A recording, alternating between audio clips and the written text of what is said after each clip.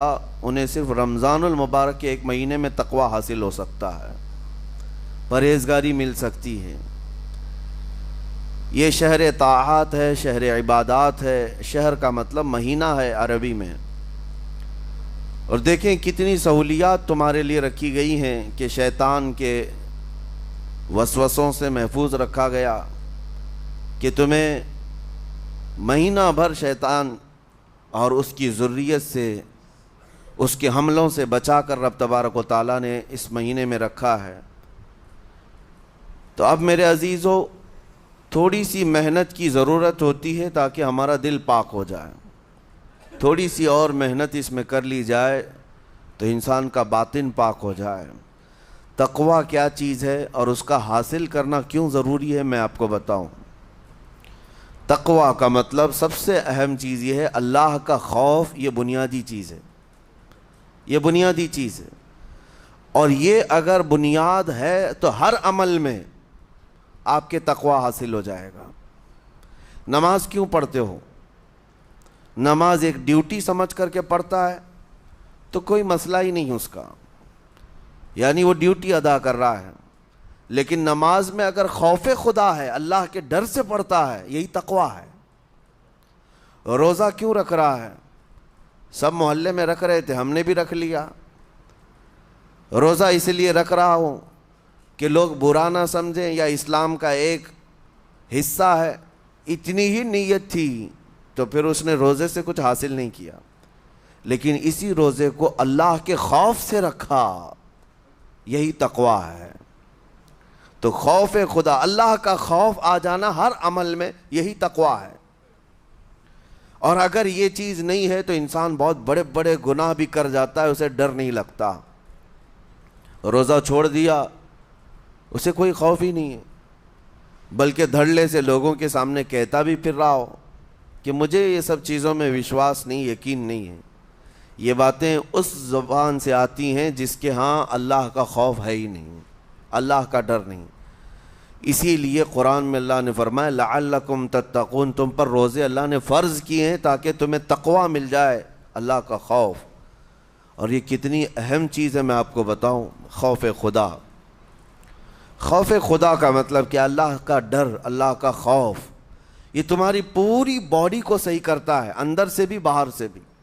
خوف خدا، تم ہر قدم پر اگر یہ سوچتے ہو کہ میرا رب مجھے دیکھ رہا ہے، جیسے کہ آپ کو پتہ ہے حدیث پاک میں حضور صلی اللہ تعالیٰ علیہ وسلم سے پوچھا بھی گیا احسان کیا ہے، یعنی نیکی کس کو کہتے ہیں؟ حضور نے فرمایا تم نماز ایسی پڑھو یا عبادت ایسے کرو جیسے تم اللہ کو دیکھ رہے ہو۔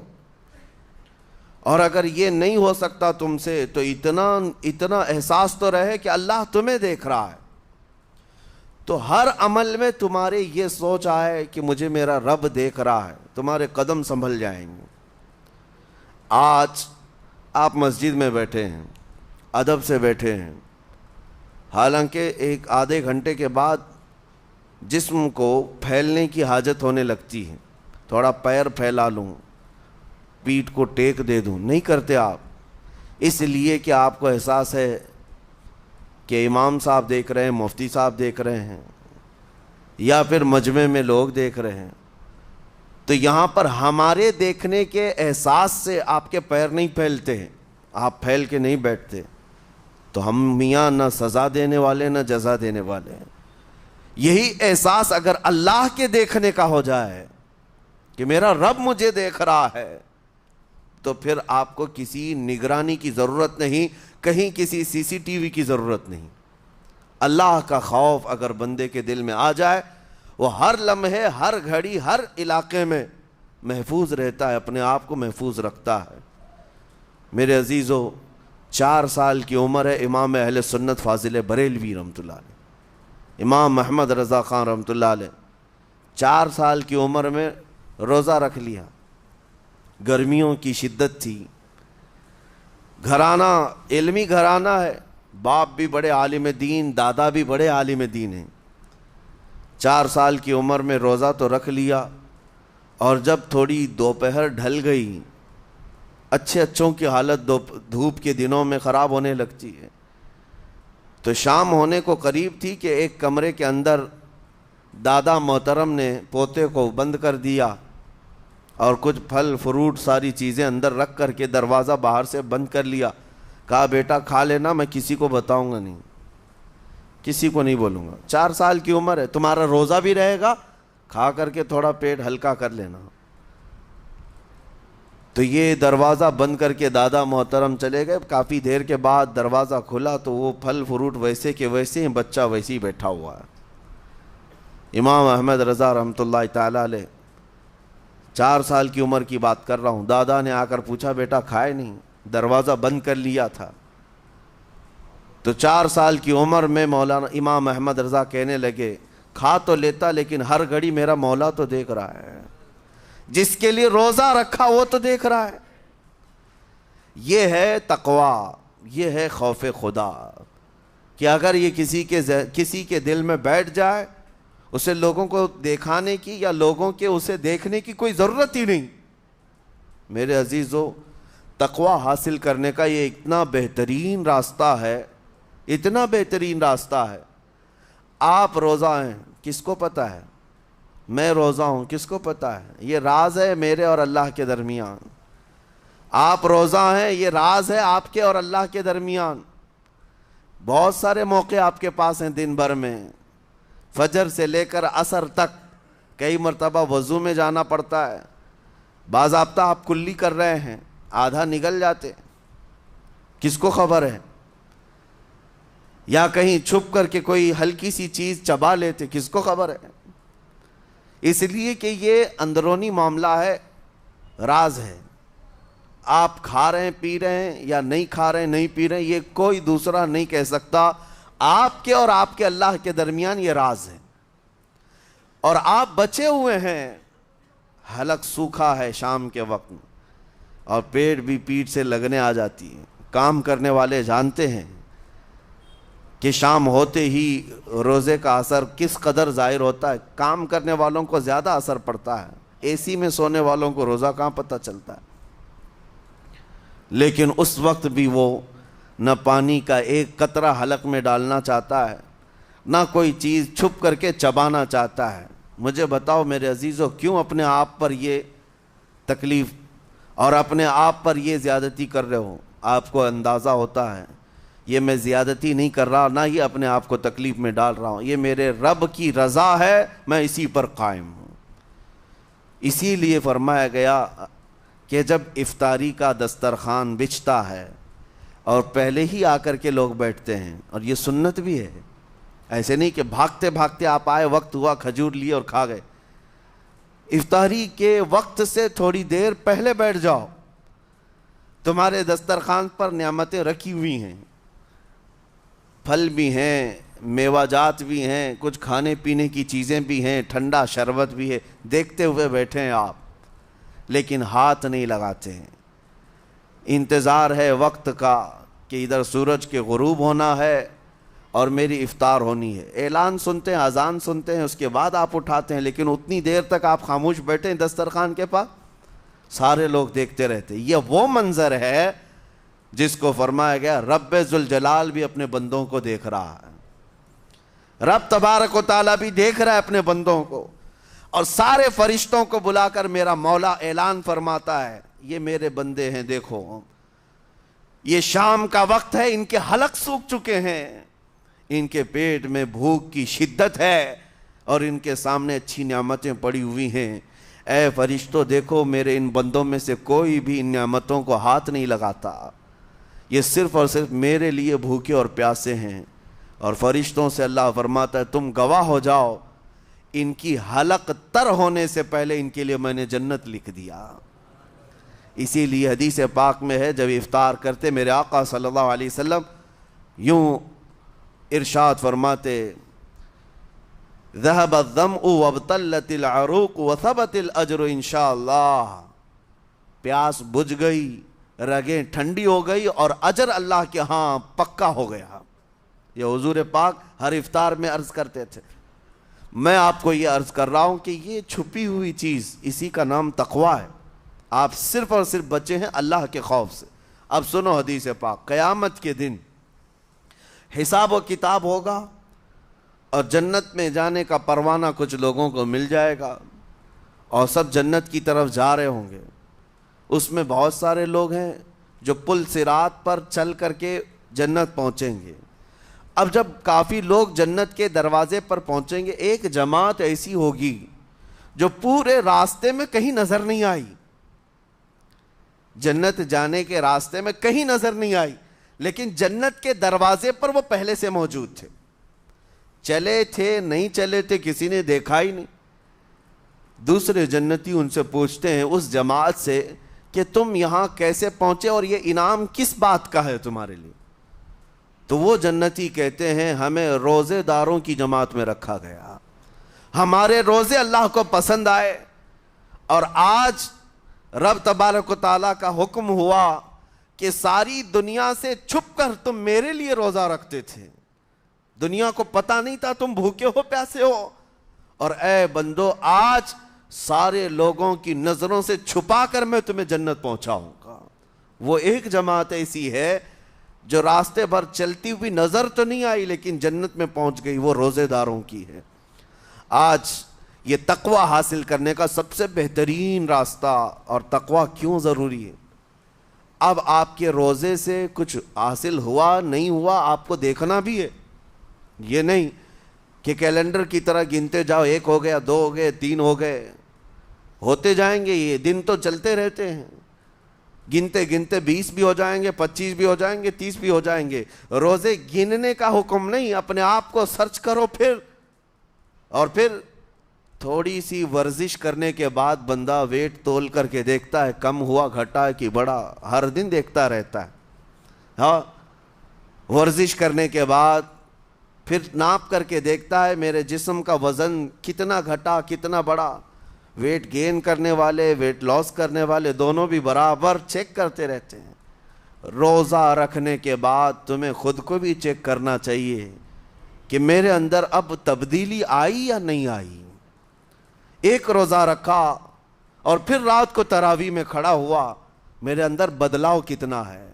کیا اب اللہ کی آیات قرآن کی سنتا ہوں، میرے آنکھوں سے آنسو آ جاتے ہیں؟ اگر آ گئے ہیں تو اس کا مطلب ہے کہ دل نرم ہو گیا، اس روزے نے اثر دکھانا شروع کیا، اور پھر ویسے کا ویسا ہے، تو اس کا مطلب ہے کہ آپ کے روزے سے آپ کو تقوی نہیں مل رہا ہے، آپ کو تقوی نہیں مل رہا۔ خوف خدا جب آتا ہے تو انسان کا دل موم ہو جاتا، نرم ہو جاتا ہے، اور اللہ کے عذابات سے، جہنم کے خوف سے، قبر کی سختیوں سے وہ رو پڑتا ہے، اس کی آنکھیں بہنے لگ جاتی ہیں، اور جب دل سخت ہوتا ہے پتھر کی طرح تو اسے نہ اللہ کی آیتیں رلاتی ہیں نہ آخرت کا تصور اسے ہلاتا ہے۔ اسی لیے قیامت کے دن کے بارے میں آپ کو بتاؤں، نبی پاک صلی اللہ تعالیٰ علیہ وسلم کی امت کی طرف جہنم کی آگ شعلے لپکاتے ہوئے بڑھتی آ رہی ہوگی بہت تیزی سے، قریب ہے کہ وہ جہنم کی آگ سب کو اپنے لپیٹ میں لے لیں۔ وہاں کھڑے ہوئے بہت سارے لوگ اپنے اپنے اعمال کا صدقہ پیش کرنے لگے، حاجی اپنے حج پیش کر رہے ہیں، نمازی اپنے نماز، روزے دار اپنے روزے، کہ اے جہنم ہماری یہ نیکیوں کا صدقہ رک جا۔ جہنم کی آگ بڑھتی چلی آئی، بڑھ رہی تھی۔ جبرائیل امین علیہ الصلاۃ والتسلیم حاضر ہوتے ہیں بارگاہ مصطفیٰ صلی اللہ علیہ وسلم میں، ایک پانی کا پیالہ انہوں نے پیش کیا اور کہا یا رسول اللہ صلی اللہ علیہ وسلم یہ پانی آپ اس آگ پر چھڑک دیں۔ نبی پاک صلی اللہ تعالیٰ علیہ وسلم نے وہ پانی اس آگ کی طرف پھینکا تو آگ دور چلی گئی، جو جہنم کی آگ اچانک بجھ گئی، کافی دور چلی گئی جو امت کی طرف لپک رہی تھی۔ رسول رحمت صلی اللہ تعالیٰ علیہ وسلم نے پوچھا جبرائیل سے یہ اتنا اثردار پانی ہے کون سا؟ یہ جبرائیل امین عرض کرتے ہیں یا رسول اللہ یہ آپ کے ان امتیوں کے آنسوؤں کا پانی ہے جو رات کھڑے ہو کر اپنے رب کے خوف سے رویا کرتے تھے، وہ اللہ کے خوف سے تھر تھراتے تھے، ڈر کر کے ان کے آنکھوں سے جو آنسو آتے۔ جبرائیل امین کہتے ہیں میں نے وہ آنسو جمع کر رکھے تھے اور وہ آج میں نے آپ کے سامنے پیش کیا۔ ایک آنسو کا قطرہ جہنم کی آگ بجھانے کے لیے کافی ہے۔ موتی سمجھ کے شان کریمی نے چن لیے قطرے جو گرے تھے عرق انفعال کے۔ عزیزان گرام وقار، یہی وہ تقوی ہے، یہی وہ خوف خدا ہے جس کے متعلق اللہ قرآن میں فرماتا ہے لعلکم تتقون، تاکہ تمہیں تقوی مل جائے، اسی لیے روزے رکھے گئے ہیں، روزے فرض کیے گئے ہیں۔ تمہارا دل اگر سخت کا سخت ہی رہ گیا تو روزے اثر نہیں کر رہے ہیں، روزے اثر نہیں کر رہے۔ اور ظاہر سی بات ہے کاموں میں برکت نیت سے ہوتی ہے، کسی بھی عمل میں برکت اچھی نیت سے ہوتی ہے۔ اگر کوئی روزہ اس لیے رکھ رہا ہے، جیسے بہت سارے فائدے گنائے جاتے ہیں نا، روزہ رکھنے سے کینسر نہیں ہوتا، روزہ رکھنے سے جسم کے فاسد مادے ختم ہو جاتے ہیں، نکل جاتے ہیں، ڈاکٹرز بھی مشورہ دیتے ہیں مہینے میں ایک مرتبہ، ہفتے میں ایک مرتبہ باڈی کو فری چھوڑنا چاہیے۔ تو یہ تو جسمانی فائدے تو رکھے گئے ہیں، لیکن اگر تم روزہ اس نیت سے رکھ رہے ہو کہ میری باڈی صحیح ہوتی رہے، تو گویا کہ تم تو اپنی دنیاوی غرض سے روزہ رکھ رہے تھے۔ یہ فائدے تو ملنا ہی ملنا ہے، یہ فائدے یوں بھی ملیں گے اللہ تعالیٰ کی طرف سے آپ کو، لیکن نیت وہ نہیں۔ روزہ رکھنے کی نیت یہ ہو کہ میرا رب مجھ سے راضی ہو جائے اور مجھے رب تبارک و تعالیٰ کا خوف اور تقوی حاصل ہو جائے۔ نیت میں برکت ہے، اور جن کاموں کو آپ اچھی نیت سے کریں گے اسی طرح ان کاموں میں اثر بھی پیدا ہوگا۔ روزہ رکھنے سے پہلے آج نیت یہی کریں کہ مولا تعالیٰ یہ روزہ میرے تمام برے اعمال کے لیے کفارہ ہو جائے، یہ ڈھال بن جائے۔ جانتے ہیں آپ اپنے نفس امارہ کو روکنے کا سب سے بہترین آلہ بھوک ہے، بھوک۔ جتنا آدمی بھوک کے ذریعے سے اپنے نفس کو مار سکتا ہے دوسری کوئی چیز نہیں۔ آپ دیکھیں اس رمضان المبارک میں بہت ساری حلال چیزیں آپ کو حرام کر دی گئی ہیں، یعنی سحری سے لے کر افطاری تک۔ میں یہ نہیں کہہ رہا کہ شراب پینا حرام ہے، نشہ کرنا حرام ہے، وہ تو پوری زندگی بھر حرام ہے، لیکن آپ کو چاول روٹی تو حلال ہے نا، سبزے سیب پھل فروٹ تو حلال ہے، لیکن یہ حلال چیزیں بھی اللہ نے آپ پر حرام رکھی ہیں، روزے کے عالم میں نہیں کھا سکتے۔ سحری سے لے کر افطار تک یہ حلال لقمے، پانی تو حلال ہے، پاک ہے، لیکن آپ کے لیے روزے کے عالم میں حرام ہے۔ اسی طرح شادی شدہ مرد اپنی عورت کے ساتھ زندگی بھر کبھی بھی جمع کر سکتا ہے، رات میں سو سکتا ہے، لیکن حالت روزہ میں وہ حلال کام بھی حرام ہے، حلال کام بھی حرام ہے۔ اپنی عورت سے جمع کرنا حالت روزہ میں کیوں روکا گیا؟ کھانا پینا بھی حلال تھا، عورتوں کے ساتھ شباشی بھی حلال تھی، لیکن روزے کے عالم میں ان حلال چیزوں کو روکا گیا۔ تو آپ سوچ سکتے ہیں اس چیز کو، سوچ سکتے؟ وجہ یہ ہے کہ حلال چیزوں سے آپ کو روک کر بڑے حرام چیزوں سے بچانا مقصود ہے۔ آج اگر اپنے آپ میں اتنا کنٹرول کر لے جاؤ کہ چند حلال چیزوں سے دن بھر بچ سکتے ہو، انشاءاللہ رمضان کے بعد بڑی حرام چیزوں سے بھی اللہ آپ کو محفوظ رکھے گا۔ میرے عزیزو، برا ہے ان لوگوں کا جن کو میرے آقا صلی اللہ تعالیٰ علیہ وسلم نے دعائے ہلاکت فرمائی۔ اس سے بدنصیب کوئی ہو سکتا ہے؟ جن کے لیے رسول رحمت صلی اللہ تعالیٰ علیہ وسلم کی دعائے ہلاکت ہوئی ہو۔ حضور صلی اللہ تعالیٰ علیہ وسلم ایک دن مسجد نبوی شریف میں تشریف لے جا رہے تھے، منبر پر آپ نے قدم رکھا، آمین کہا، پھر دوسرے زینے پر قدم رکھا، آمین کہا، تیسرے زینے پر قدم رکھا، آمین کہا۔ خطبہ مکمل کیا، صحابہ نے پوچھا یا رسول اللہ صلی اللہ علیہ وسلم ہر زینے پر آپ قدم رکھتے ہوئے آمین کس لیے کہہ رہے تھے؟ سنو، رسول پاک صلی اللہ علیہ وسلم ارشاد فرماتے ہیں کہ میں جب پہلے زینے پر قدم رکھا تو سید الملائکہ جبرائیل امین آئے اور دعا کرنے لگے۔ کیا دعا کیا؟ یوں کہا، یا رسول اللہ صلی اللہ علیہ وسلم وہ شخص ہلاک و برباد ہو جائے جو آپ کا نام سنے اور پھر اس کے بعد درود نہ بھیجے۔ حضور فرماتے میں نے آمین کہا۔ حضور کا نام سنتے ہی آپ کی زبانوں پر درود آ جانا چاہیے۔ اللہم صلی علی سیدنا محمد وآلہ وصحبہ وبارک وسلم۔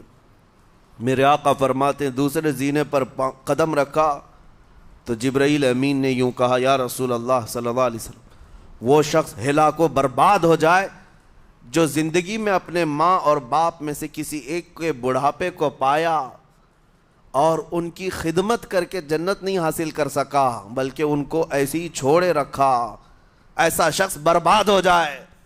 حضور فرماتے میں نے آمین کہا۔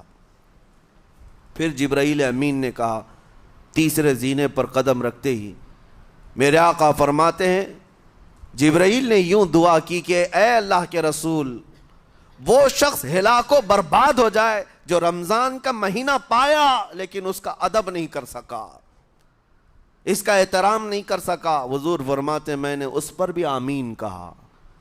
جس کی ہلاکت کے لیے جبرائیل امین دعا کر رہے ہوں اور اس دعا پر سید الانبیاء آمین کہہ رہے ہوں، ایسے شخص کی بربادی کا کیا انجام ہو سکتا ہے؟ وہ کتنا بد نصیب ہوگا۔ اسی لیے میرے عزیزوں مسلمانوں میں یہ رواج ہی نہیں ہونا چاہیے کہ اٹھ کر کے پوچھتے رہیں روزہ ہے کہ نہیں ہے، روزہ ہے کہ نہیں ہے۔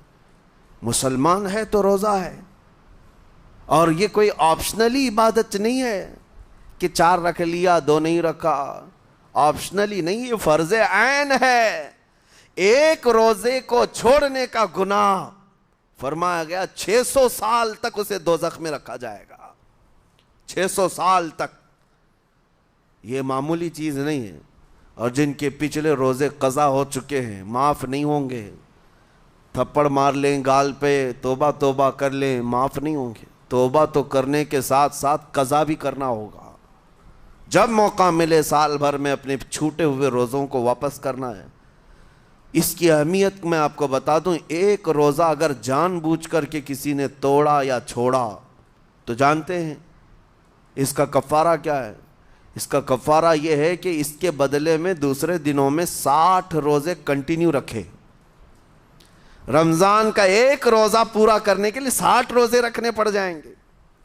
ہاں اگر کسی عذر کی وجہ سے، کسی تکلیف کی وجہ سے چھوڑا تھا، بیمار تھا یا سفر میں تھا یا تکلیف کی شدت تھی، اس وجہ سے روزہ چھوڑا تھا، تو اس کے بدلے میں ایک روزے کی قضا ایک ہی روزہ ہوگی۔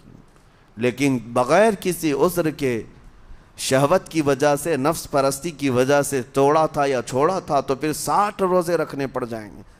اس سے اندازہ ہوتا ہے کہ ایک روزے کی اہمیت کیا ہے رمضان کے۔ اسی لیے میرے عزیزو یہ روزے آسان ہیں، روزے آسان ہیں، اس کو رکھ لو، اس کی جزا بہت بڑی ہے، اس کی جزا بہت بڑی۔ ویسے بھی آپ دوسرے دنوں میں لیٹ ناشتہ کرنے کے بھی عادی ہیں۔ ممبئی والوں کا تو حال یہ ہی ہے، 12 بجے کے بعد 1 بجے 2 بجے تو ان کے ناشتے ہوتے ہیں، دوپہر کا کھانا تو شام 5 بجے ہو رہا ہوتا ہے۔ بس وہ ناشتہ سکپ کرنا ہے، دوپہر کے کھانے جو آپ کے ہوتے ہیں اس سے اور تھوڑا ایکسٹینڈ کر لیں تو افطاری کا وقت آ جاتا ہے۔ کوئی بہت بڑی دقت کی بات نہیں، کوئی بہت بڑے بوجھ کی بات نہیں، آسان ہے۔ آج الحمدللہ ہمارے 5 سال 6 سال کے بچے روزہ رکھ لیتے ہیں، تو بڑوں کو تو اللہ نے جو طاقت عطا کی ہے، روزہ ہرگز ترک مت کرو۔ لیکن ساتھ میں آج یہ میسج ضرور دوں گا، نیت یہ کرو کہ مجھے تقویٰ مل جائے، مجھے پرہیزگاری مل جائے، اور یہ آپ کو خود چیک کرنا ہوگا۔ روزانہ رات کو نماز میں کھڑے ہو جاؤ تراویح کے، دیکھو کہ کتنی تبدیلی آ رہی ہے۔ آج میں نے روزہ افطار کیا، میرے اندر بدلاؤ آیا کہ نہیں آیا؟ اور اگر نہیں آ رہا ہے، کوئی تبدیلی نہیں آ رہی ہے، تو اس کا مطلب ہے آپ تقویٰ نہیں حاصل کر رہے، آپ تو روز مرہ کی روٹین پر چل رہے ہو۔ روٹین پر چلنے کا مطلب یہ روزہ نہیں ہے۔ روزہ تقویٰ دے کر جاتا ہے بندے کو، روزہ خوف خدا دے کر جاتا ہے بندے کو۔ اسی لیے میرے عزیزو آج دیکھیں آپ بہت ساری برائیوں سے رمضان میں بچ جاتے ہیں، تھوڑی اور محنت کی ضرورت ہے۔ ہم نے دیکھا ہے بہت سارے گھروں میں، باقی عیاش گھروں کی مجھے کوئی وہ نہیں ہے، ان سے کوئی لینا دینا نہیں، لیکن نارمل مسلمانوں کے گھروں میں بھی ہوتا یہ ہے، عورتیں بچوں کو تلقین کرنا شروع کر دیتی ہیں، گانے بند کرو، ٹی وی بند رکھو، بہت ساری چیزیں بند رکھو کہ رمضان آیا ہوا ہے۔ اور رمضان میں اگر ٹی وی لگا بھی لیا تو کچھ اسلامک چیزیں دیکھنے لگ گئے، ماحول تم نے خود ہی بدلا ہے اپنے گھر میں، کچھ چیزوں کو آپ نے بدلا ہے اور کچھ چیزوں کا ادب آپ نے کرنا شروع کیا ہے، اسی کو اور تھوڑی سی محنت کے ساتھ بڑھا لیا جائے، قسم رب ذوالجلال کی ہر برائی رمضان میں ہی آپ سے ختم ہو جائے گی۔ جس کی کوئی چیز چھوڑنے پر نہیں چھوٹتی ہے وہ رمضان میں کر کے دیکھ لے، اللہ کی بارگاہ میں یاد کرے کہ مولا دن بھر میں تیری رضا کے لیے بچ رہا ہوں، مجھے میری باقی زندگی میں ان گناہوں سے بچا لے۔ وہ رحمان ہے، جب وہ تمہیں اس کے بدلے میں جنت دیتا ہے تو یہاں برائیاں کیوں نہیں چھڑواتا؟ یقیناً وہ برائیوں کو تم سے دور کرے گا۔ قرآن کا فرمان عالی شان لعلکم تتقون، اسی پر میں نے آپ کے سامنے بات رکھی ہے۔ روزے اس لیے فرض کیے گئے ہیں تاکہ تمہیں تقوی مل جائے، پرہیزگاری مل جائے۔ بعض لوگوں کو دیکھا گیا ہے رمضان المبارکہ میں بھی وہ اپنی بری حرکات سے باز نہیں آئے، ان کی روٹین ویسی ہی جاری رہی، نعوذ باللہ نظروں کی خطائیں بھی باقی رہیں۔ اور سب سے بری چیز یہ ہے کہ رمضان میں شیطان کی نیابت اگر کوئی کر رہا ہوتا ہے تو تمہارا یہ موبائل فون ہے۔ اکثر لوگ یہ سمجھتے ہیں کہ اس موبائل فون کو ہم استعمال کرتے ہیں تاکہ ٹائم پاس ہو جائے، روزہ کا وقت قریب آ جائے۔ اس ٹائم پاس کے چکر میں تم کیا کیا دیکھتے رہ جاتے ہو اور کہاں تک یہ چیزیں پہنچاتی ہیں تمہیں اندازہ بھی نہیں ہوتا، احساس بھی نہیں ہوتا، تو تمہاری رہی صحیح عبادت کو بھی یہ ہضم کر جاتا ہے، کھا جاتا ہے۔ اس کے استعمال پر اگر کنٹرول ہے تو خوب استعمال کرو، لیکن کنٹرول نہیں ہے تو اے نوجوانوں اس کا بھی روزہ رکھو، اس انٹرنیٹ کی بلاؤں سے محفوظ ہو جاؤ۔ اس لیے کہ بہتوں کو میں نے دیکھا ہے ان کے دن بھر اور رات بھر رمضان میں سوشل نیٹ ورکس پر مصروفیت ویسی کی ویسی ہے جیسے دوسرے دنوں میں تھی۔ وہ رات بھر چیٹنگ میں بھی مصروف ہیں، ایک دوسرے کو ادھر ادھر بھیجنے میں بھی مصروف ہیں، ساری چیزیں جوں کی توں چل رہی ہیں۔ تو تمہارے موبائل نے تمہیں تقوی سے بہت دور رکھا ہے، تمہیں رب تعالیٰ کے قریب ہونے نہیں دیتا۔ اپنے آپ کو بدل لو۔ ظاہر سی بات ہے یہ سخت چیز ہے، اگر کوشش کرو گے تو بچ جاؤ گے، اور تقوی اتنی آسانی سے تو نہیں ملتا۔ اپنے آپ کو سٹرگل کرو، انشاءاللہ العزیز دل پاک ہو جائے گا، پھر آپ کو اپنی زندگی کے اندر جو اجالے نظر آئیں گے وہ خود آپ محسوس کریں گے، آپ محسوس کریں گے۔ گناہوں کے اندھیروں نے دل پر ایسی کالک رکھی ہے کہ آپ کو کچھ بھی یہاں پر سمجھ میں نہیں آتا، ورنہ نمازوں کا لطف ایسا ہے، قرآن کا مزہ ایسا ہے، جسے یہ لگ جائے دنیا کی کوئی نعمت اس کے سامنے ہیچ نظر آتی ہے، کوئی چیز اسے اچھی نہیں لگتی، لیکن کب؟ جب اسے تقوی کا اجالا حاصل ہو جائے۔ میرے عزیزو، اللہ کریم کی بارگاہ میں دعا گو ہوں، مولا قدیر و جبار ہم سب کو تقوی و پرہیزگاری عطا فرمائے، اور ہم سب کے روزوں سے اللہ تعالی ہمیں پرہیزگاری عطا فرمائے۔ ان روزوں کے انوار اور برکات اور رمضان کے احترام کی ہمیں توفیق عطا فرمائے۔ مولا کریم تیری خشیت سے اور تیرے خوف سے آنکھیں جو بھیگتی ہیں ان آنکھوں میں ہمارا شمار فرما دے، تیرے یاد میں رونے والے بندوں میں ہم سب کو شامل فرما۔ وصلی اللہ تعالی علی خیر خلقی محمد وآلہ واصحابہ اجمعین، وآخر دعوانا ان الحمد للہ رب العالمین۔ السلام علیکم۔